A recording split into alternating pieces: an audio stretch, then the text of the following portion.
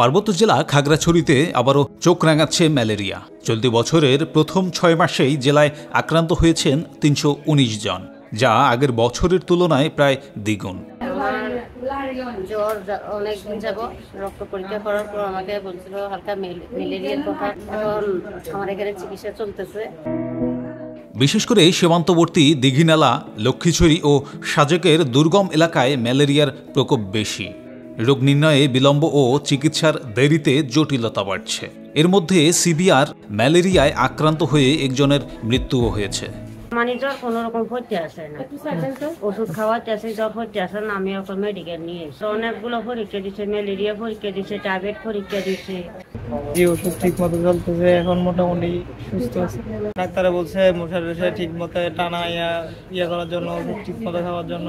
হাসপাতালে ম্যালেরিয়া বা ডেঙ্গুর যে পরিস্থিতি, মশা নিধনের জন্য যদি কোনো স্প্রে বা মশারির ব্যবহার যদি তাহলে আমরা একটু উপকৃত হই।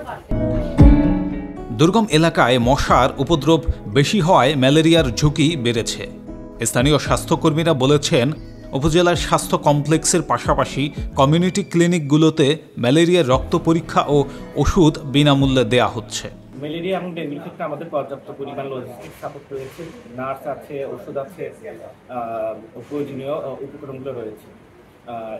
সেই সাথে আমাদের যদি জনসচেতনতা যদি বাড়ানো যায়, তাহলে এই সংখ্যক রোগীর সংখ্যা আমরা কমাতে পারি। বিশেষজ্ঞরা বলেছেন, জুন মাসেই শনাক্ত হয়েছে ১৭৬ জন রোগী। বর্ষাকালে ম্যালেরিয়ার ঝুঁকি সবচেয়ে বেশি, তাই প্রতিরোধে মশার উৎস ধ্বংস, সঠিক পোশাক পরিধান এবং মশারি ব্যবহারে পরামর্শ দিচ্ছেন স্বাস্থ্য কর্মকর্তারা। যে সমস্ত ম্যালেরিয়া রোগে মারাত্মক ম্যালেরিয়াতে আক্রান্ত হয়, তাদেরকে আমরা সদর হসপিটালে এবং উপজেলা হসপিটালে রেফার করা হয় তাদের মাধ্যমে, এবং ওখানে চিকিৎসা দেওয়া হয়। আমরা অনুরোধ করব যে যদি কেউ জ্বরে আক্রান্ত হয়, তাহলে সাথে সাথে যেন তারা রক্ত পরীক্ষা করে।